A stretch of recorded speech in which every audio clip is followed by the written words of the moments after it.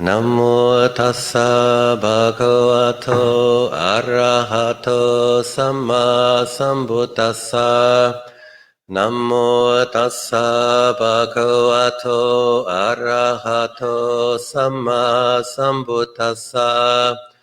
Namo tassa bhagavato arahato samma sambuddhassa.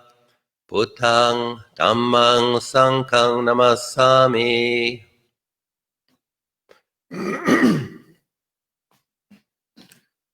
So I understand that you have been meditating together for a few days.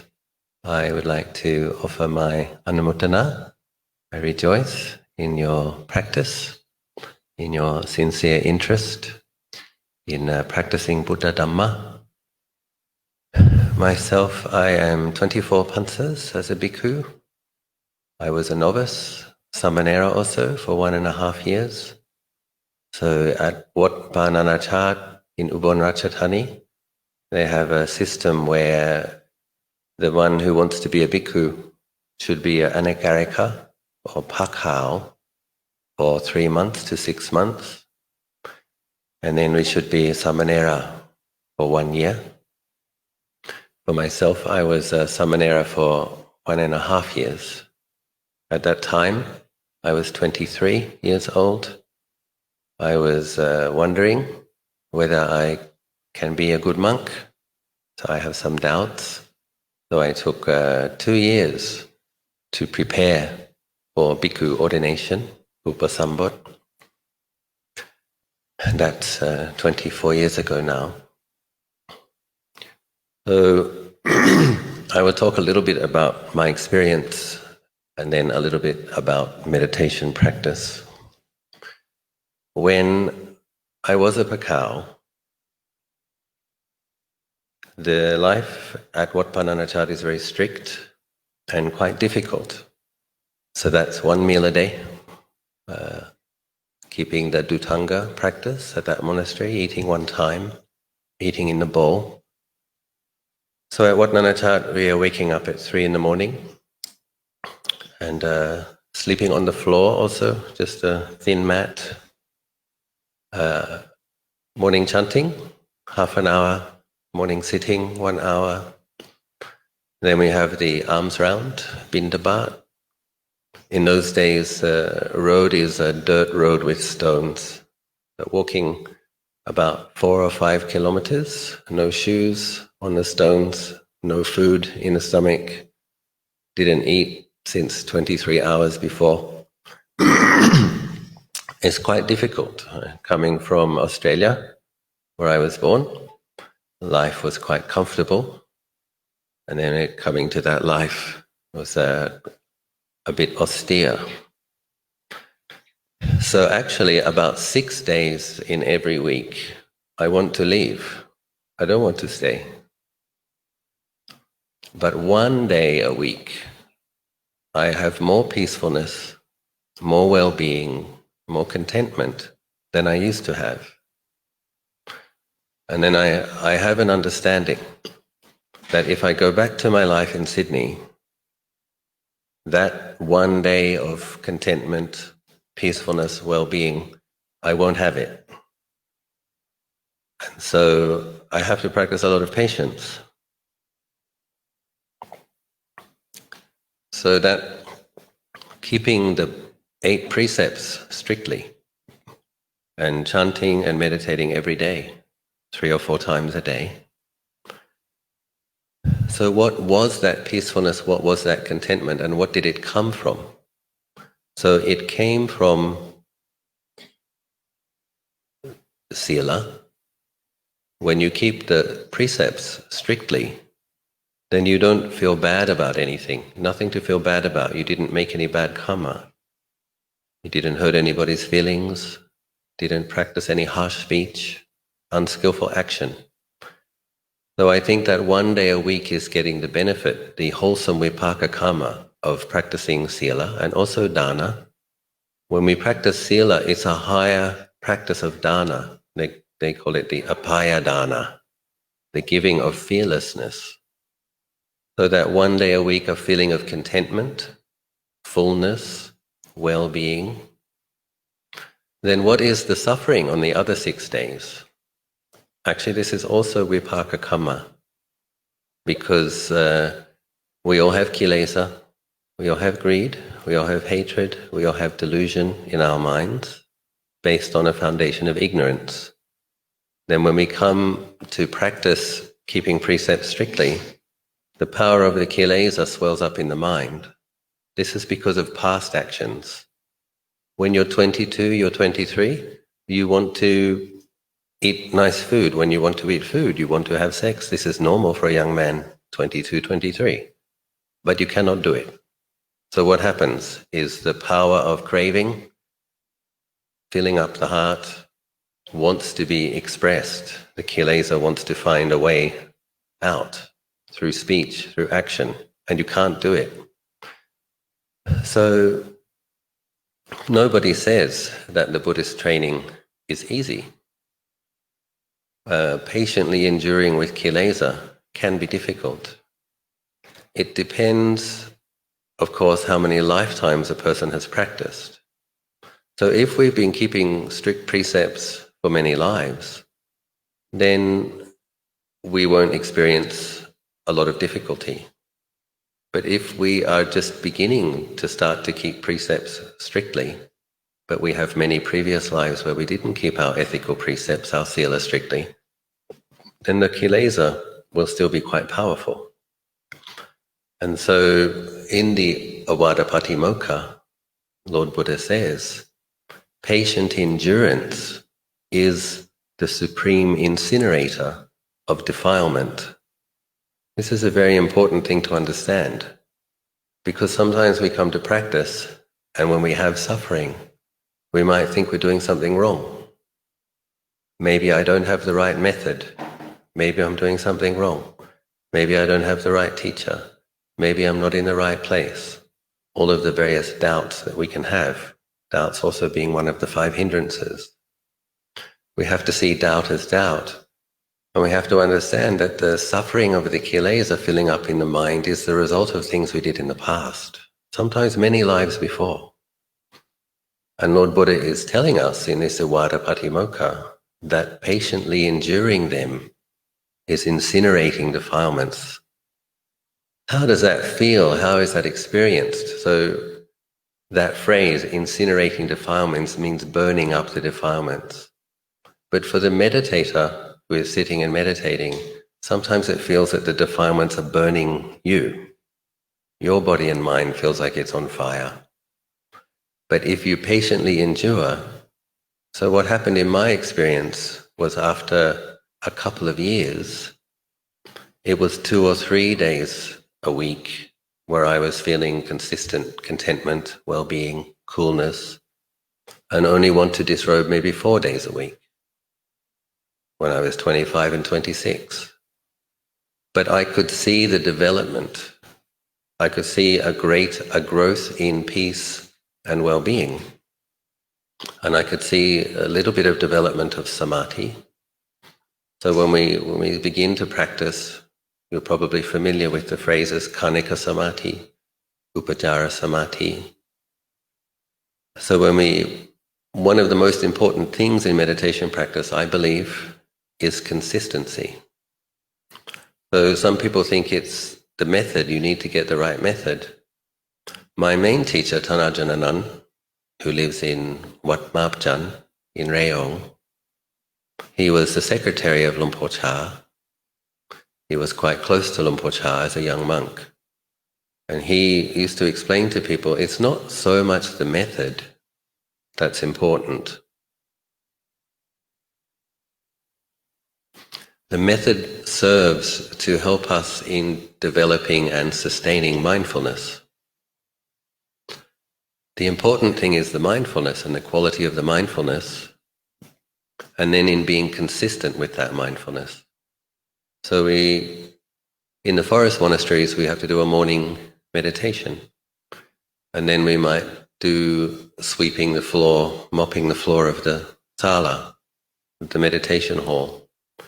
And then we have the alms round. So in training in being mindful of the breathing in the morning, then you set the intention to be mindful while you're working. So you're mindful of the footsteps while you're mopping the floor. You're mindful while you're sweeping, maintaining the mindfulness in each posture.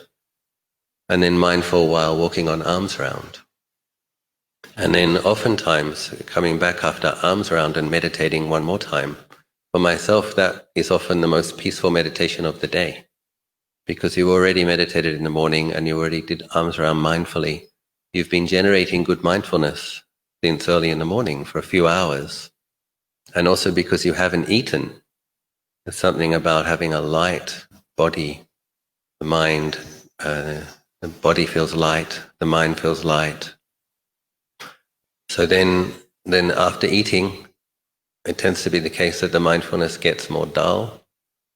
And in the forest tradition, the monks are encouraged to do some walking meditation after eating, because we have to try to maintain this mindfulness consistently in all postures all throughout the day.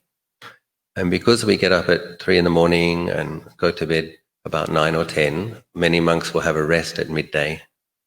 But then in the afternoon, come out, sweep leaves, meditate again. And in the evening, meditate again. And oftentimes before sleeping, meditating again. So in the traditional forest monastery lifestyle, probably meditating 5 times a day, many monks. And so my teacher was saying it's not the method so much as using the method to generate clear mindful awareness, and then maintaining that, applying that mindful awareness throughout the postures throughout the day.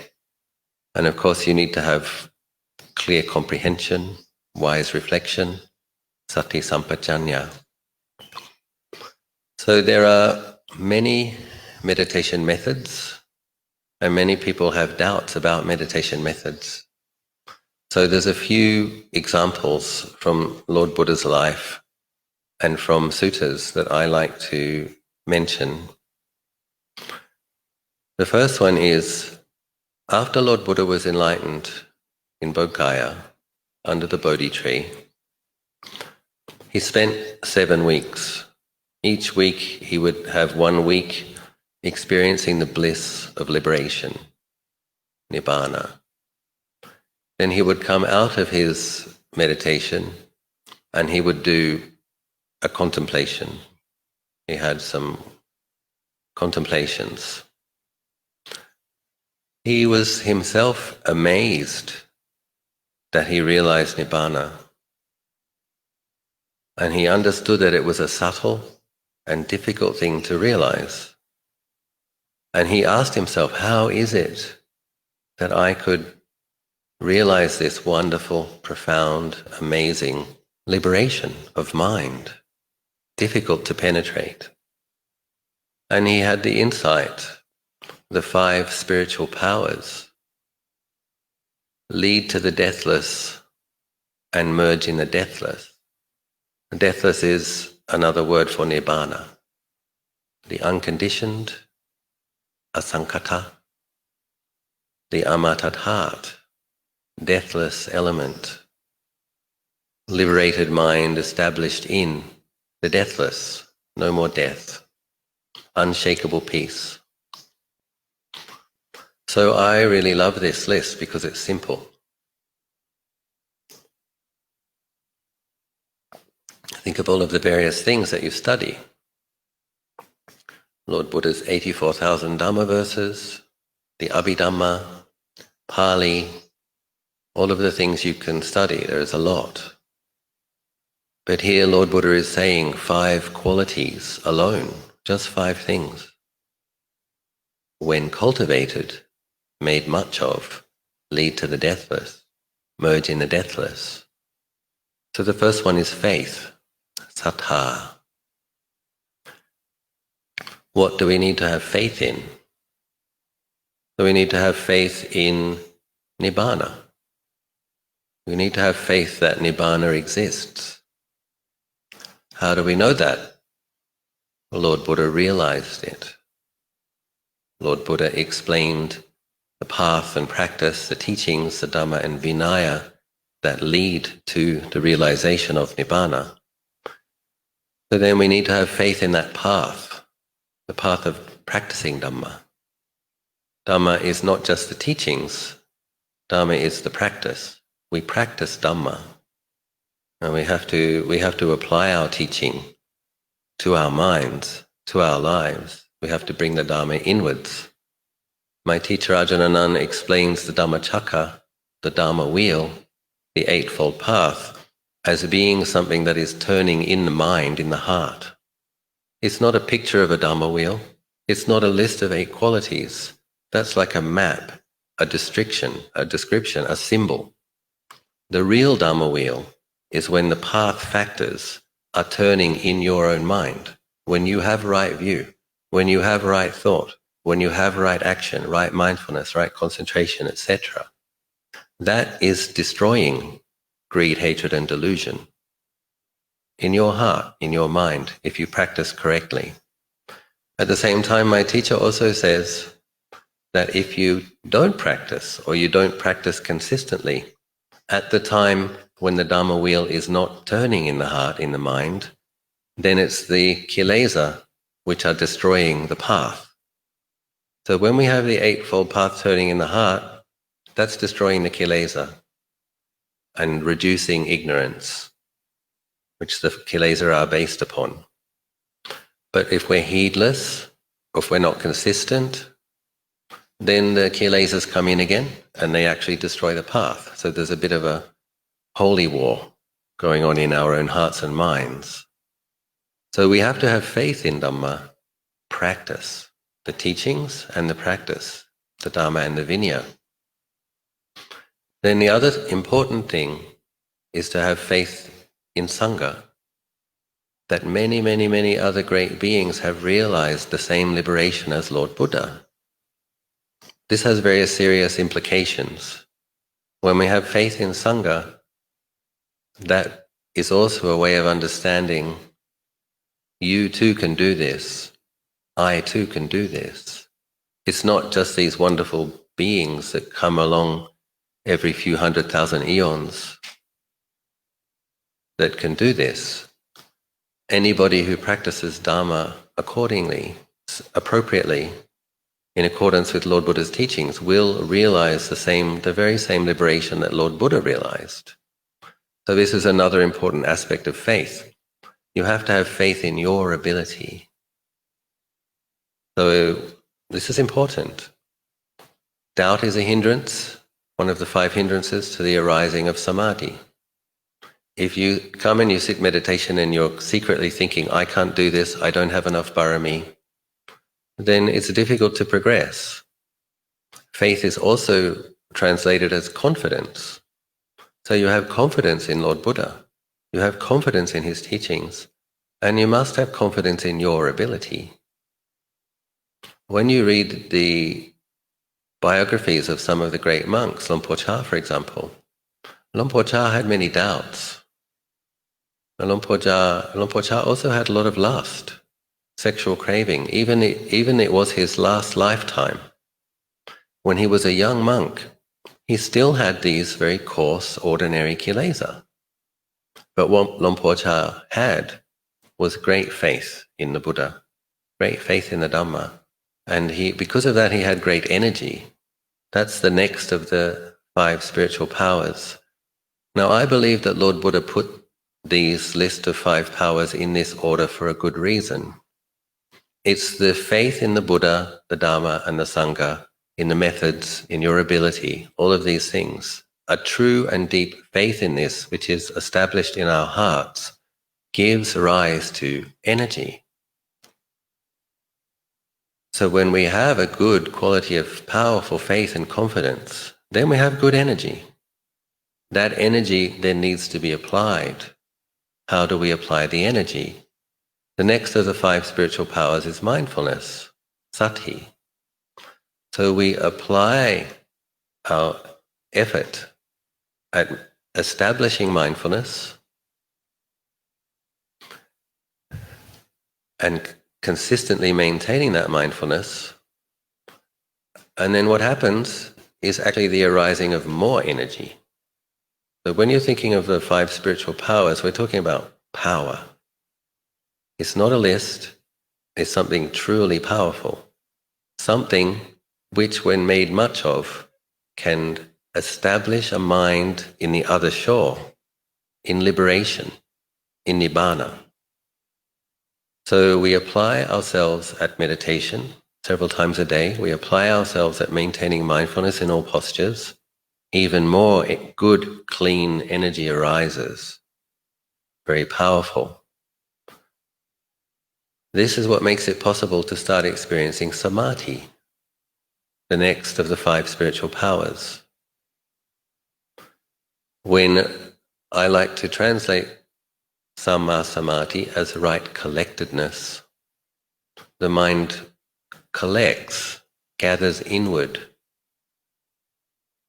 When you have mindfulness and collectedness, the hindrances are suppressed. Mindfulness is also sometimes translated as truth discerning awareness.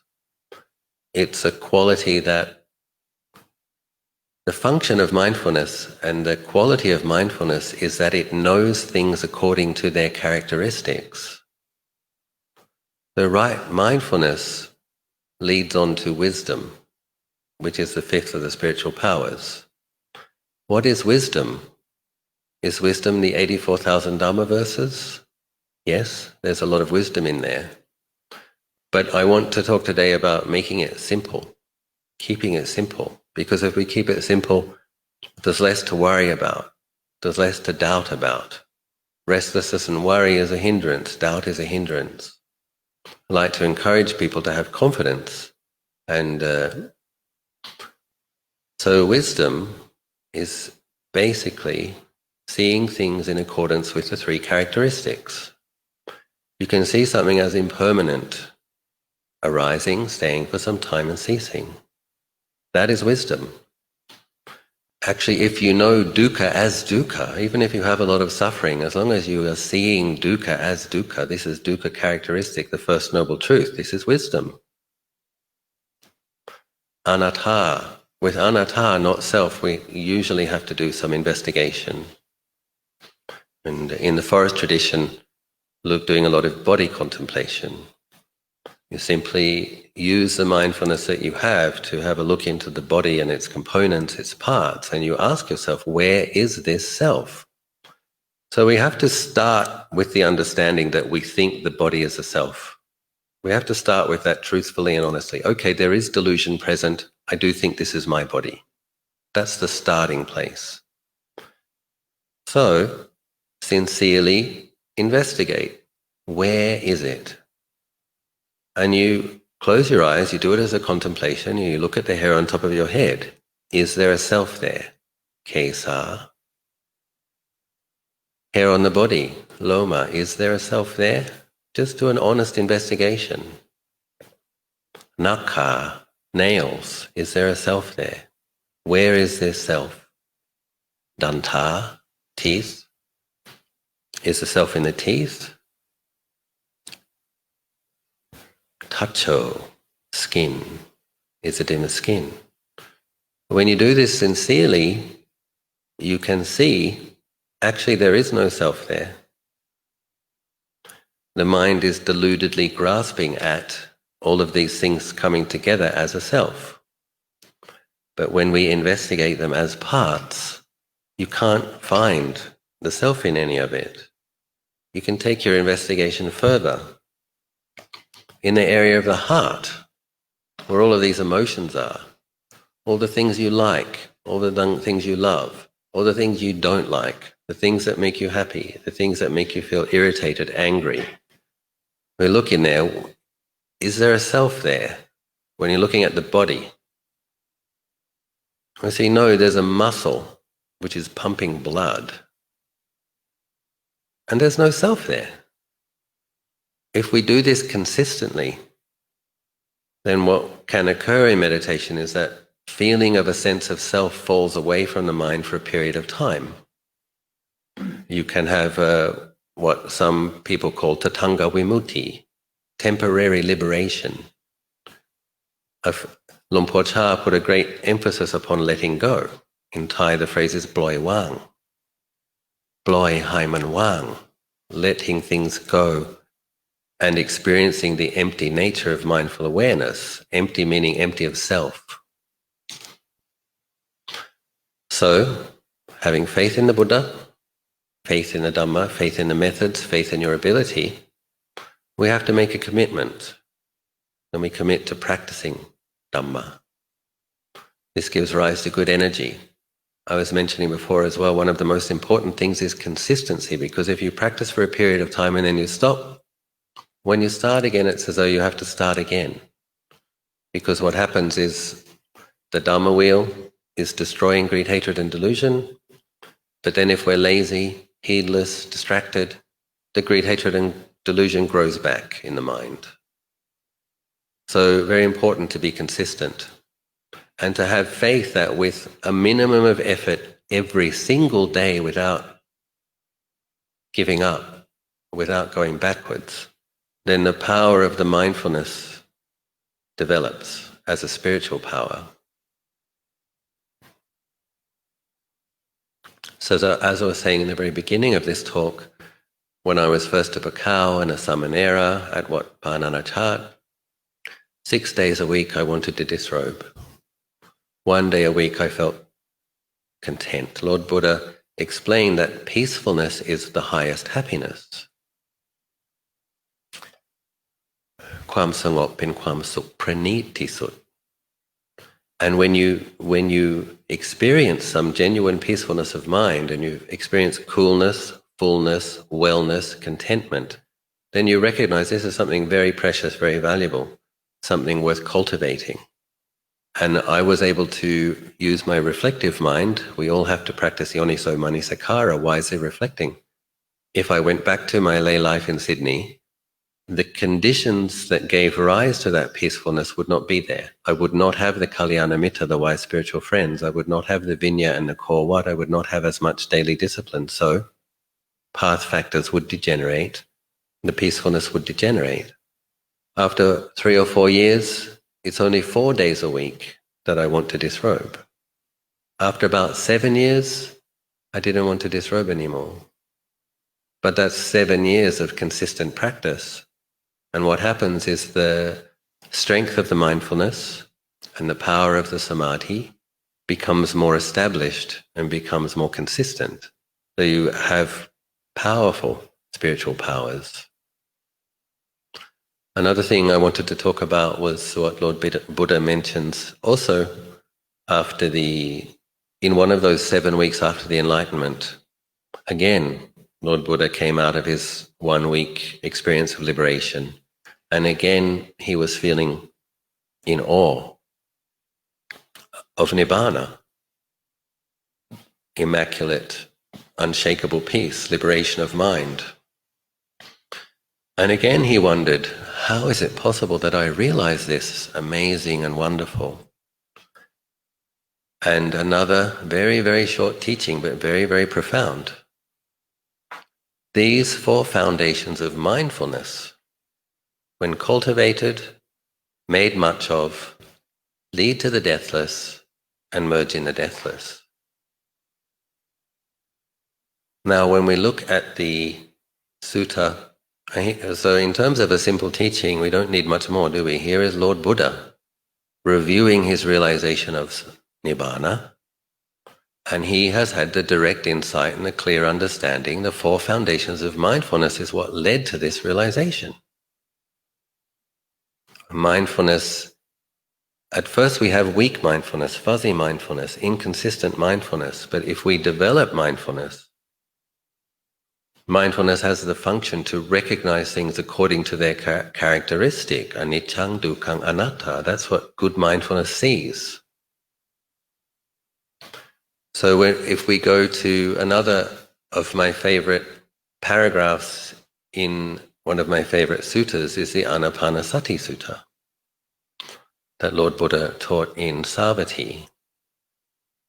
After the introduction, at the very beginning of the teaching, Lord Buddha says, through practicing Anapanasati, the 4 foundations of mindfulness are brought to fulfillment. in bringing the 4 foundations of mindfulness to fulfillment, the 7 factors of enlightenment are also brought into fulfillment. In bringing the 7 factors of enlightenment to fulfillment, the mind is liberated. Again, one sentence, one paragraph. And what is the paragraph saying in brief? Breath meditation cultivates the 4 foundations of mindfulness. Cultivating the 4 foundations of mindfulness fulfills the 7 factors of enlightenment. When the 7 factors of enlightenment are fulfilled, the mind is liberated. So we have again and again, from the Buddha's own words, he's explaining to us how powerful a practice Anapanasati is. Anapanasati has also been referred to by Lord Buddha as the crown jewel in the crown of all meditation objects.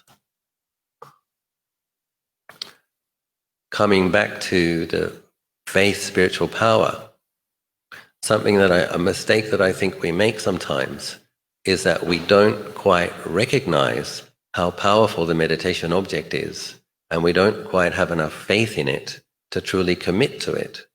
So it's very good to look at what Lord Buddha says about breath meditation. Breath meditation, this one practice, can fulfill the 4 foundations of mindfulness. We can become mindful of those 4 foundations simply through breath meditation. Of course, it is recommended to practice meditation in all postures, develop mindfulness in all postures. But here Lord Buddha is giving us a huge pointer as to a practice that will be enormously helpful in helping us to generate insight, purify, and liberate the mind. Let's think a little bit about how that is possible. When you come and you sit down and you begin to look at your breathing, your body is there. When you are aware of an in-breath and aware of an out-breath, you are mindful of feelings associated with having a body. So you have your Kaya Gatanusati. You know you're sitting, you know you're breathing, you're mindful of your body in the sitting posture. What happens? You come to meditate, you notice there's thinking. You just want to be with the breath, but there's all this thinking. Then you become mindful of mind objects. You don't give the attention to the mind object, you give the intention to knowing the feelings of the breathing, but at the same time you notice a thought arises, stays for some time, ceases. You are mindful of mind objects. Then as mindfulness gets better, there should be some recognition of whether something is a wholesome quality or an unwholesome quality. You're aware of the various hindrances. Which one of the 5 hindrances is affecting the mind? Is there restlessness? Is there sensual craving? Is there irritation? Is there aversion? So just in trying to be mindful of the breathing, you become aware of the hindrance. You become aware if it's wholesome or unwholesome. Mindfulness of Dhammas. So this practice, Tanajan Anand has described the fastest way to develop deep insight is through using the body as the foundation. Because trying to contemplate nama dhammas is too subtle. What he says is if you can make your breath meditation, your walking meditation, and your body contemplation your main practice, what you will find is that you can maintain a consistent mindfulness all throughout the day. And it's when that mindfulness itself gets more powerful, it becomes mindful of the more subtle dhammas, because that's the function of mindfulness. It knows things according to their nature, but we need to have a strong and consistent quality of mindfulness.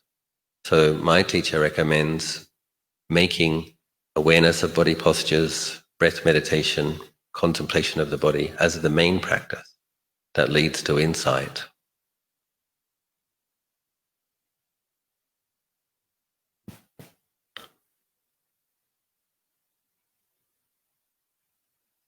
So we have the 5 spiritual powers. We have 4 foundations of mindfulness. We have our meditation practice on a foundation of dana and sila. Then the most important thing is the consistency. Simply not giving up. So I'm grateful in my own experience that I had a lot of faith. Because if I didn't have a lot of faith, if I want to disrobe 6 days in a week, I wouldn't have stayed. So I had faith. I also had compassion. I had compassion that I know that this being, if I didn't keep my strict precepts and meditate more, that I would have a lot more suffering.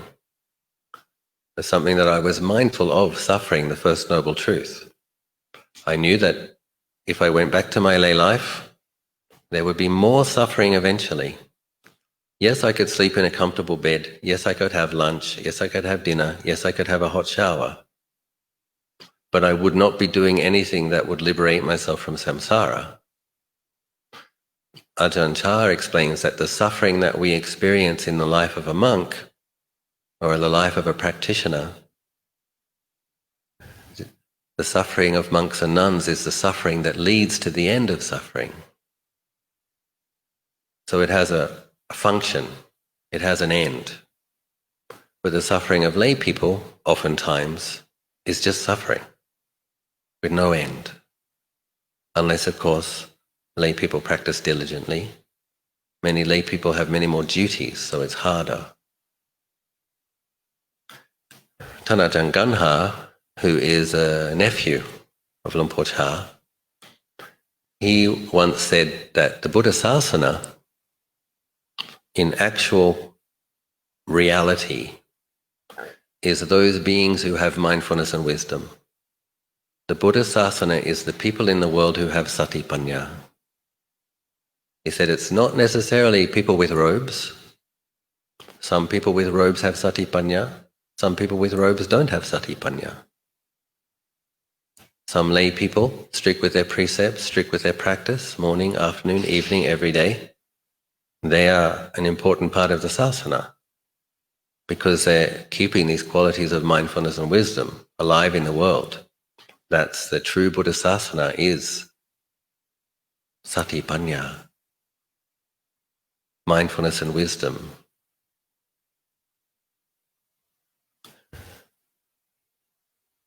So I've been talking for about 40 minutes, covered the basics that I wanted to cover. I want to know if anybody has any questions about anything I've said.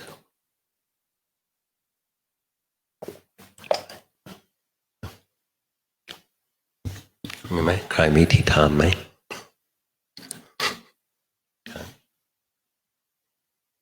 ครับ Yes.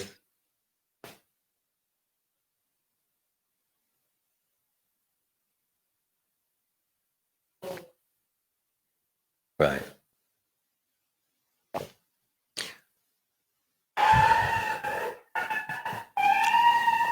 Since a young age, I have a feeling something's wrong. Something wrong in the world. I can't describe it. My family was not Christian. My family was not Buddhist. I didn't go to church. So we didn't have a religion. And even since I'm a little boy, I have a feeling something's wrong. Something's not right. Something's wrong. And so I'm looking for something. And so my mum wanted me to be a doctor. My father wanted me to be a lawyer. And I couldn't commit to it. I used to argue with my parents. What are you going to do with your life? I don't know. What do you mean you don't know? I mean, I don't know.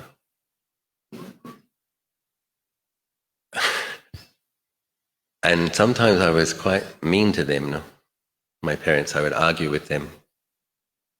You should be a doctor, you should be a lawyer. Say, you're very good at arguing. You should be a lawyer. Well, I don't want to spend my life arguing. So I said to my parents, you know what, Mum and Dad? I tell you what I'm worried about. If I follow your advice, I'm going to end up just like you. And you're not happy. I don't want to be like you. I want to be happy. ใจร้ายไหม then they stop speaking. Oh. So I don't know what I'm going to do. But I think some good karma. I'm interested in meditation. From the age of 15, I started to do what they call white light meditation, like a samatha practice. Just imagine white light and cleaning the body and mind with white light. Lying on my bed, 15-year-old, do white light meditation. So I think because nobody in my family is doing this, but I want to do this, there has to be some condition in previous life that. Then, because I like meditation, when I left school and I moved to Sydney, at that time I was studying acting and singing. I wanted to be a movie star. My mum asked me, why you want to be a movie star? I said, because I want to do as little work as possible and get as much money as possible. And then with my money, I want to help. But I don't want to work from 9 to 5 every day, never feel like I have enough money. I don't want that, for sure. But because I'm working in cafes, working in restaurants, studying acting, studying singing, because I like meditation, some of my friends told me there is a Vipassana meditation center, 10-day retreat for Goenkaji. So at 21, I went to do 10-day retreat in Blue Mountains in Australia. So my understanding that time, meditation is lying on your bed, imagining white light, smiling. Okay, I'm going to go and meditate for 10 days. So I come to the Goenka Meditation Center, sitting on the floor 12 hours a day. And Farang Westerners, we don't sit on the floor. So knee is up here, and just to sit straight is hurt. 10 hours, 12 hours. So I want to run away. This is not what I thought. Goenkaji. How many people ever did Vipassana retreat? Some people? Anybody? So Mr. Goenka, he keeps saying, start again. Start again. So I keep trying to start again. Ao mai, dang chai mai. And then he keeps saying, with a calm and quiet mind, alert and attentive mind. And I'm like, my mind is not calm. My mind is not quiet. But this instruction is very important. Start again. Start again. Present moment, Pachupana Dhamma. Present moment, present moment, present moment. Day 8. Day 8. So much pain. Some peaceful feeling. All of the feeling of pain falls away. Mind feels full, content, peaceful, happy, maybe 5 seconds. And then, all that pain come back. So that was probably Khanika Samadhi, my first experience of Khanika Samadhi. It takes 8 days of 12 hours a day to get one experience of Khanika Samadhi. Because the body is not used to sitting on the floor. Very hard. But this changed my life. There's something in me is looking for something. When I have that experience, it's like, that's it. That's what I'm looking for. It's not outside, it's inside. Then, fortunately, Goenkaji was giving Dhamma talks, and he was talking about the Four Noble Truths. So when Mr. Goenka says unsatisfactoriness, dukkha, suffering, is the characteristic of experience, for me I feel like, sadhu, I already know that. I know he's suffering. I used to worry about myself. I think maybe I have mental illness น่าจะมีสงสัยตัวเองมีโรคจิตเพราะว่า somebody have a beautiful girlfriend, he's happy. Somebody have a job, they're happy. I know, even I have a beautiful girlfriend, even I have a great job, I won't be happy. I don't know what's wrong with me, but I know that's not enough for me. Nice food, good sex, nice clothes, good job, I'm still miserable. Actually now, so when Goenka said that, I thought, I'm not crazy. It's true. Dukkha is the characteristic. But why, this is, now when I look back at that, I think it's Panya Barami. If you have Panya Barami, you are going to see dukkha characteristic more quickly than other people. Other people don't want to see it. They want to be in denial. I want to get as much, I want to squeeze as much pleasure and happiness out of this body as I can. But for me, even from a young age, I'm like, no, it's not going to work. There's not going to be any lasting happiness there. So I'm already searching for something more dependable. So since that first retreat, Goenkaji said, if you want results from meditation, it's like anything. You have to train. A marathon runner has to run. Athlete has to train. A performer has to rehearse. If you want results from meditation. So he said 1 hour in the morning, 1 hour in the evening, every day. So since that day, I meditated every day. Because I was looking for peacefulness. And sometimes I get confused. I meet Thai people, often, who have great faith. They want to come to the monastery, they want to make offerings, they want to talk to the monk. People who are 50, 60, 70, and I ask them, do you have a daily meditation practice? Mai ka. Why not? And they ask me, a young man come, why you became a monk? I'm like, why you don't become a monk? They're confused why I become a monk. I'm confused why you don't become a monk. You have faith in Buddha. You want to make merit with monks, but you don't want to be one. Scratch my head. So what happens? First month, meditating 1 hour a day, 1 hour in the evening. After 1 month, 45 minutes, 45 minutes. After 3 months, just 45 minutes left.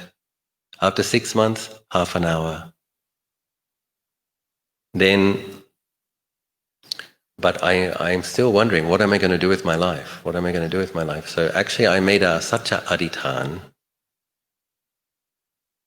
And this I think has to come from past practice. มันก็ต้องมีนิสัยเดิมบ้าง I was cleaning dishes at the vegetarian restaurant. And I'm feeling a lot of ความเบื่อหน่าย a lot of weariness. And I don't know what I'm going to do with my life. So I come out of the restaurant and I look to the sky and I Satcha Adhitthana. I say, okay, I admit I don't know the true path to happiness. Yom rap. Then if you send me a sign, so that time I don't believe in God, I don't believe in hell, but I believe in Deva. I don't know why. Now I don't have any doubt about hell. I also believe hell. So anyway, I say, I made a promise, but very, very sincere. I really meant it. If you send me a sign, I promise I will follow. So some interesting things starts to happen. One woman forgot her book, Lonely Planet Guide to Thailand. She forgot it in the restaurant. I pick it up, I'm looking, think, yeah, maybe I should travel. A lot of Australians, when they're young, they travel overseas, backpacker for a year or two. Maybe I should do that. I pick it up, I open the introduction. Thailand is 95% Buddhist country. I'm doing Buddhist meditation. I'm interested in Buddhism. Maybe I should go to Thailand. The next day she come back, I want my book. Okay, I give back her book. Next, another week, it's time to get the payday, money, ngan dien. In that day, 25 years ago, 26 years ago, we used to get cash. So I open up my wallet and I'm getting my pay. There's one coin in my wallet I never saw before. I don't know what it is. It has Chedis and Rama the Ninth King. I asked my friend, what's this money? No English words. He said, that's Thai baht. 1 baht. Then my feeling, second sign. First sign is a book. Second sign is a coin. Then another thing very strange. In that restaurant, I have to clean the fryer once a week with the oil, deep fryer. The restaurant is Japanese food, vegan, vegetarian. The fryer is a Dorf brand from Germany. But there is one attachment that I have to put on, a bit of galvanized iron. I have to put this onto this fryer once a week. มันเป็นข้อต่อ So I put it on the fryer and I noticed one night, 10 o'clock at night, there is one word on this piece of galvanized metal. It says, Thailand.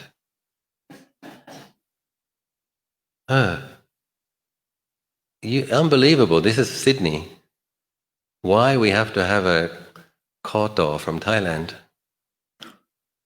But I'm going to keep my promise. I made, I see 3 signs. I promise I will go to Thailand after 10 weeks. I made a promise. So time passes, 1 month, 6 weeks, 7 weeks, 8 weeks. I have passport, I have visa, I have ticket, I have no money. Just enough money for the ticket, the passport, and what am I going to do? I have to sell everything. A promise is a promise. I sold my mountain bike, I sold my Turkish carpet, I sold my computer, everything I can sell. My bed, $1,000 I had. 26 years ago is a bit. And then I did. I went to Thailand 10 weeks. 1 week before I left, one lady came to the restaurant. She's a Canadian backpacker. She says, is there a job here?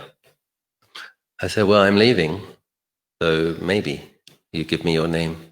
She said, where are you going? I said, I'm going to Thailand. She said, I just came from Thailand yesterday. Really? She said, why are you going to Thailand?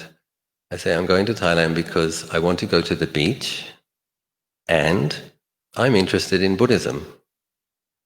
She said, well, I know where there is a meditation center on a tropical island with a view of the sea where the teachers teach in English.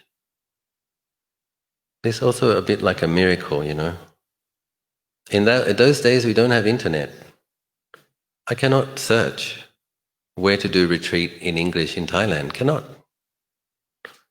So my feeling, the Tevada Jatsan, the Deva bring her to me. So I say, you please write the address.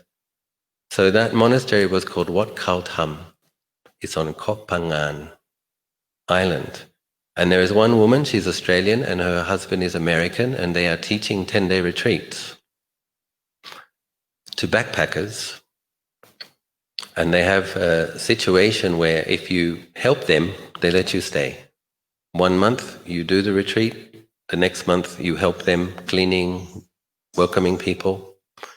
So I stay 5 months on that island. And I did 4 retreats, 10-day retreats. Then my money ran out. I also studied massage in Chiang Mai. ก็ได้ไปฝึกนวดแผนโบราณที่เชียงใหม่ครับ And when I went to Malaysia, I went to Mahasi Sayadaw style meditation retreat. Also did 30-day retreat in Malaysia. So I did many retreats. When I went back to Australia, because one thing I didn't tell you, when I'm a little boy, I feel like I was born in the wrong place. I feel like this isn't my home. And when I'm eating dinner with my parents and my sister's brothers, I'm like, it's not my family. But I don't know. สิ่งที่เรารู้คือไม่ใช่แต่เราไม่รู้ว่าที่ไหนใช่ So when I'm on Koh Phangan, after about 1 month, I feel like, hey, this feels like home. I don't understand any Thai, ฟังไม่รู้เรื่อง but I feel at home. So when I went back to Australia, in the morning when I wake up, already crying, คิดถึงบ้าน already crying, but that's how much I want to come back. So I came back. Second time I came back, there's also some good karma. One friend wanted to rent my apartment, or another friend say, you changed since you did meditation. I want to do this meditation you did, but I don't want to wait for you to save the money, so I pay for your ticket. My friend say, I need apartment in the city, in Sydney, I will pay your rent. So somebody give me ticket, somebody pay my rent. I have to work a few months, get some money, come back. That time I met somebody, then I'm thinking, what am I going to do with my life, you know? I like meditation. So somebody tells me at that meditation center, I met one man, German man, who had been to Wat Pah Nanachat in Ubon. So he told me, there is one monastery teaching in English for foreigners. That time I don't want to be a monk. I'm 22. I think it's going to be too hard. It's going to be too hard. But I feel I have to look. I have to try. So when I go to Wat Pah Nanachat, one thing I notice, I stayed for 7 weeks that time and became a Pakhao to Sinpan. I noticed many things. Somebody comes for 1 month, he wants to be a monk, but he cannot. Mom or dad is sick, he has to take care of mom or dad. Another person coming 2 weeks wants to be a monk but cannot, he's paying for his brother to finish university. Somebody comes from overseas, wants to become a monk, cannot, mother and father don't give permission. I see many people who want to be monk who have obstruction. Then I'm sitting there, I'm like, I don't have debt, I don't have parent. When I go to visit my mom, she says to me, I used to worry about you, that's why I used to give you a hard time. I don't know what someone like you will do with their life. But you look to me like you found something. Good for you. She says, if you want to be a monk, you have my blessing. I didn't even ask for my mom's permission. She already gave it. So I'm in the monastery and I'm thinking, like I said, 6th day I want to leave, but 1 day very peaceful. Then I thought, I have to try. I have to try. So I committed a 6 months Pakhao, 1 month. Then that's the good thing about that system is that you can try. I'll sin Pat gone, 8 precepts first, and then 10 precepts. And then, actually they have one system. If you become a bhikkhu, you're supposed to say you commit for 5 years at Wat Nanachat. But nobody ever asked me. I cannot commit 5 years. But they don't ask. I commit 1 year. After Pansa, during Pansa, yaksik,ไม่ไหว. But after Pansa, okay, just 1 more Pansa. Then after second Pansa, okay, 1 more Pansa. After 3 Pansa, okay, 2 Pansa. After 5 Pansa, 5 more Pansa. After 10 Pansa, 10 more Pansa. After 20 Pansa, okay, จึงตายเลยหวังว่านะครับครับ ก็ต้องค่อยพัฒนา But if you ask me, I think I was monk in previous life. That's why I'm looking for Dhamma, looking for peacefulness. And then I think that is also why there is merit. Like, some people ask for help from Deva, No help. Why, when I ask for help, help is coming? So this is punya, no? This is merit. Why the Canadian woman come and she tells me the exact place I need to go. When I'm there, another guy come, he tell me the next place I need to go. One time, I'm running out of money. I got a letter from Australia, one guy, my old customer, used to serve him his vegetarian food. He writes in a letter, I feel some karmic connection to you. I feel like I want to help you. You need anything, you let me know. I wrote to him, just run out of money. He put $1,000 in my bank. So I can see punya, have some merit there, supporting, can come back. That time, my friend offered the ticket, my other friend paid the rent, this kind of thing. So, must be, yeah, I think so. ก็ต้องมีบ้าง Everybody ต้องมีบ้างทุกคนครับ บุญหลายครับ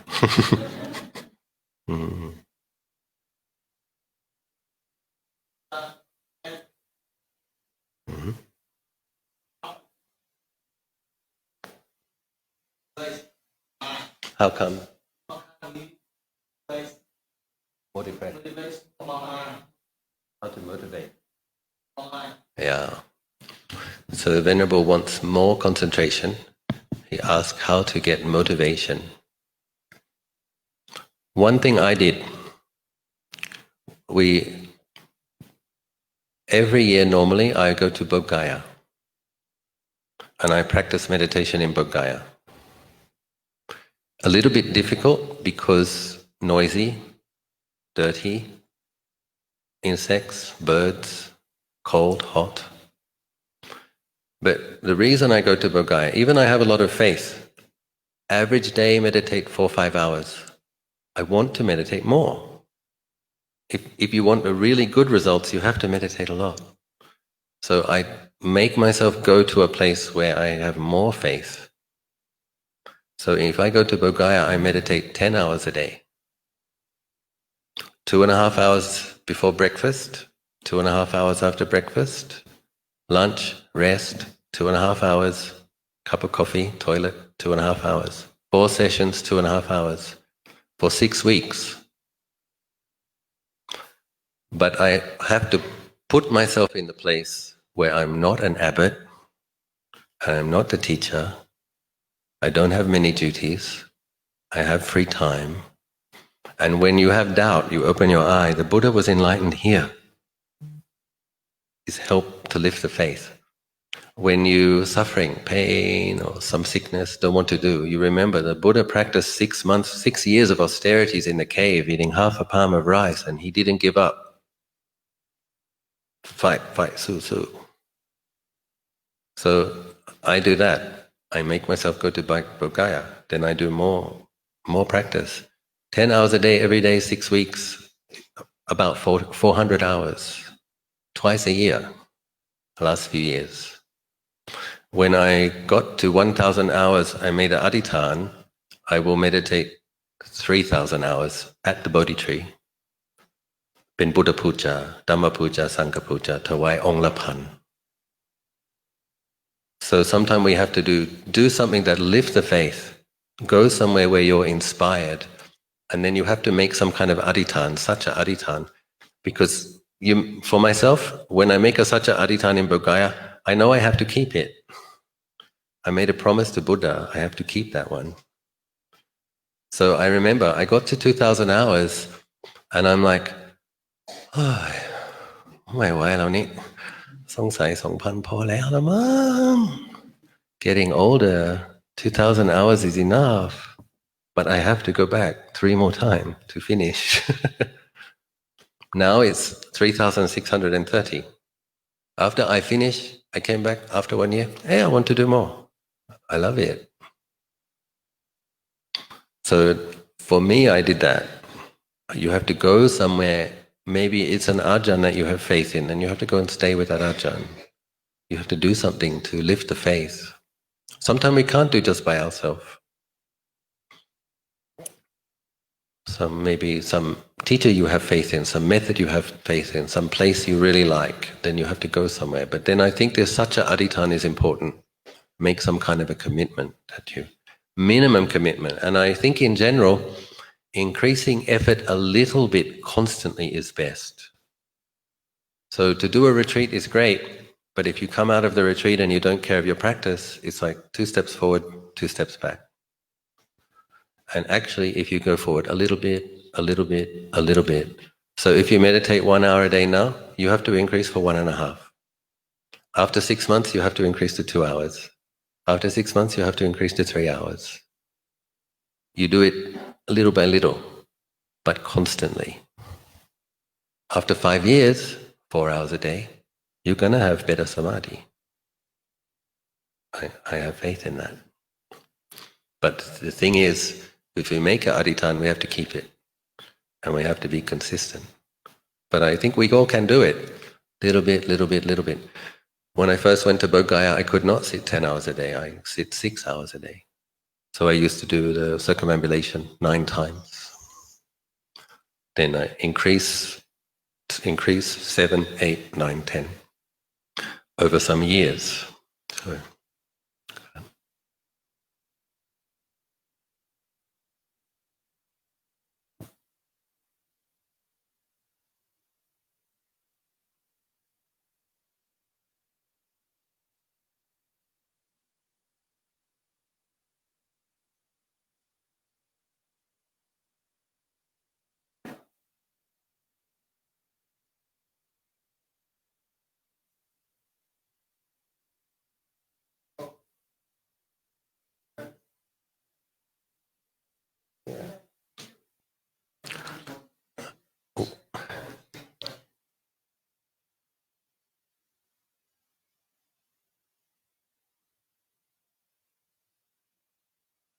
yeah, so I'm going to give an interesting answer.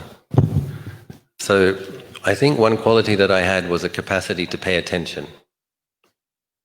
So when my parents were saying, you should be a lawyer, you should be a doctor, by that stage I had met a few lawyers and a few doctors.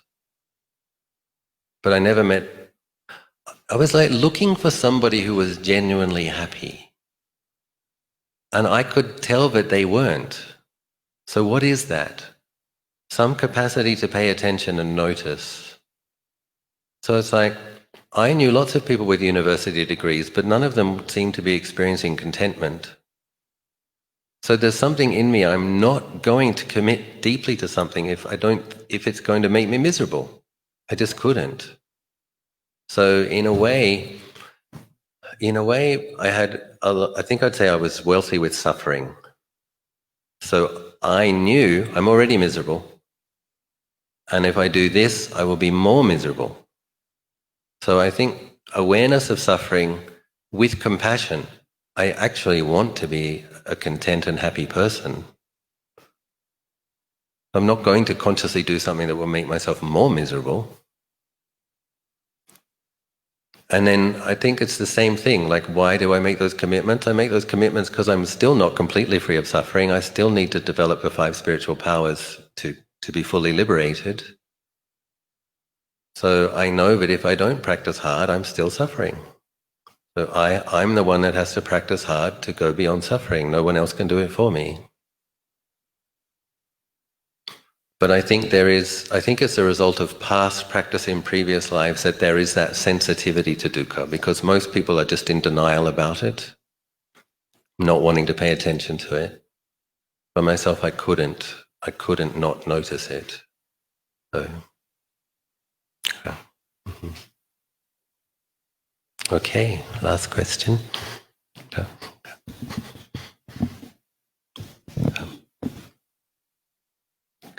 This one ได้ครับนี่พระก่อนแล้วก็ยอมต่อครับว่ายังไง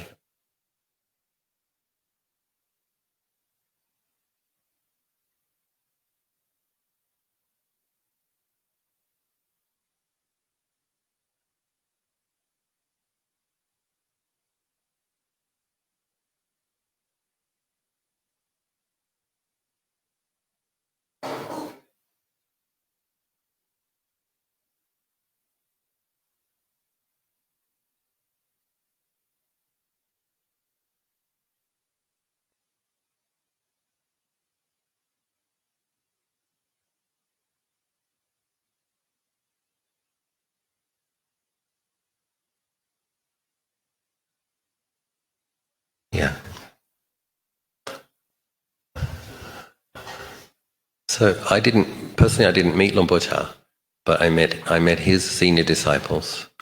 So the monk who Luang Por Chah chose to be his abbot is Luang Por Liam, and the first monk who I met at Wat Nanachat, Ajahn Jayasaro and Ajahn Pasano, and then my first teacher, my Thai teacher, Thanajan Anand.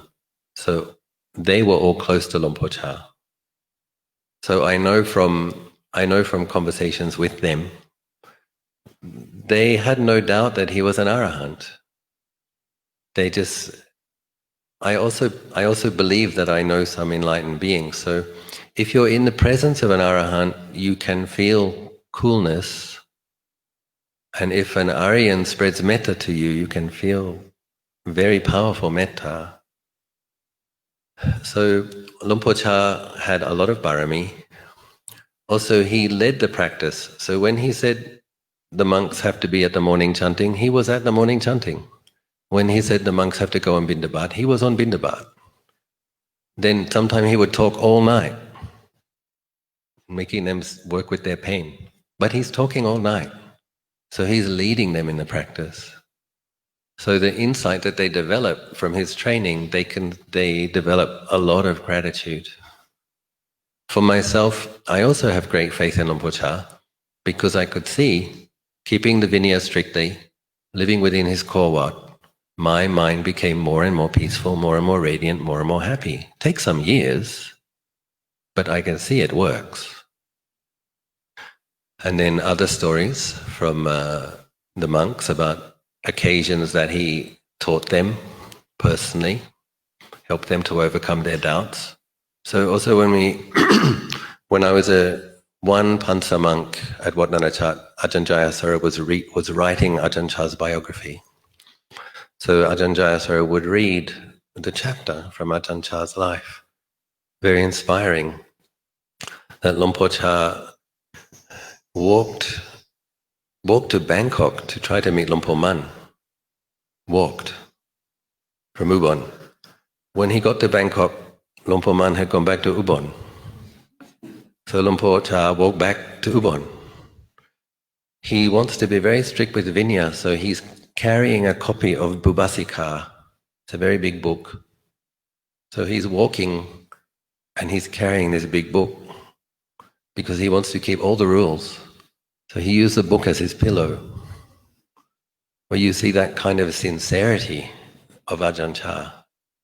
And in the first years at Wat Pah Pong, there wasn't enough food, and the monks got malaria. But they stay there and they keep practicing. They practice with hunger. They practice with malaria. He was willing to die to realize Dhamma. So you hear these stories, I say, oh, Luang Por Chah was very, very sincere, very, very powerful and committed, wouldn't give up. His fear of ghosts. So he'd go and practice in the charnel ground. He knows he's scared. He doesn't run away from his fear. He goes, sits all night. He urinates blood. He's so scared and a lot of pressure. And he urinates blood, but he has this experience of like the body exploding, seeing the elements, experiencing pure mind. So from the stories that he told his students how he practiced with great courage and the incredible results that he got. So most of the people who live with Luang Por Chah have no doubt that he was an arahant. Although he wouldn't tell people that he could read minds, for people that live with him it was very obvious. So what happens is you come to the Patimokkha recitation, 50 monks, 100 monks. Someone have this doubt, someone have that doubt, someone have this doubt. In the Dharma talk, Ajahn Chah already answered their questions. They don't have to ask the question. If they're practicing sincerely, they have a doubt. During the talk, he already knows what they're doubting. He already answered for them. So many, many people have this experience. With the Westerners who couldn't speak Thai very well, they can feel his metta. He is very kind to them. But of course, Ajahn Sumedho spoke Thai very well, and Ajahn Sumedho translated for the other monks. So, mhm.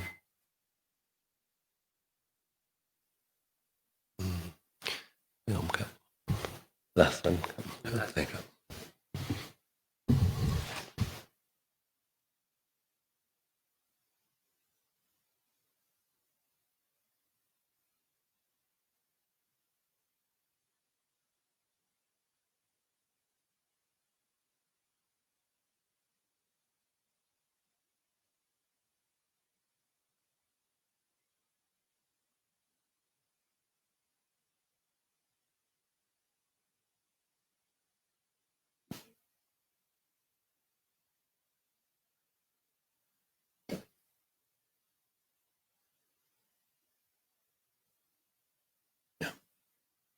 Yeah, good question.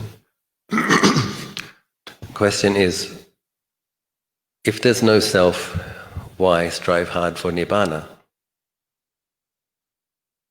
So Lord Buddha didn't say, Lord Buddha says Nibbana, the Buddha's teaching is neither nihilism or eternalism. What does it mean? When a person realizes Nibbana, greed, hatred and delusion cease. Lord Buddha described his experience as deathless. So something is experiencing cessation. Cessation of what? Cessation of suffering. Cessation of greed, hatred and delusion. What remains is purified mind. So the person who is asking the question, they're already coming from the belief in self. Self is a delusion. It's not the truth. So they're asking the question from a deluded place. They can't possibly understand the answer. In the process of meditation, when you have vipassana insights, you will experience the body and the mind without a self-view present. Aware of the body, aware of sounds, sights, no feeling of self. But the body is still there. Awareness is still there. Feeling of self comes back. The insight understands Sakkaya Ditthi as a ditthi. It's one way of seeing things, which is not deeper truth, not ultimate truth. It's conventional reality, then samut. But there is ultimate reality, vimutti. So when you meditate and you experience the body and mind without a self of you, and you experience more happiness, more peace, then you don't doubt these things. The self is something that you can let go of, and the mind can experience deeper and deeper peace. But I guess it comes down to faith. If people don't have faith in Nibbana, if they don't have faith in the potential of the mind, then it's not yet time to try to teach them. But Lord Buddha does say, he does describe Nibbana as unshakable peace and as deathless. So something, the purified mind experiences liberation. Self-view falls away. The purified mind experiences cessation of suffering. I guess it's a matter of faith. Either you have faith in that or not. I have great faith in that. So.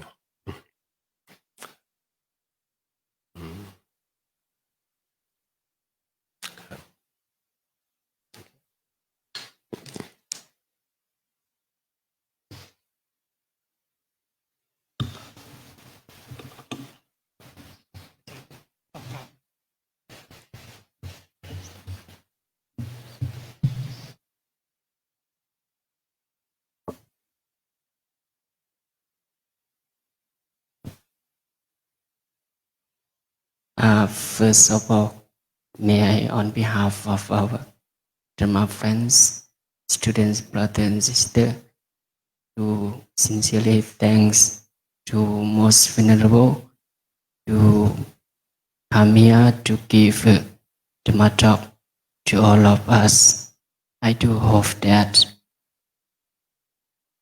we got the inspirations and motivations to practice continuously. And we are really thank you to most venerable for your time, sir. Thank you. Sadhu.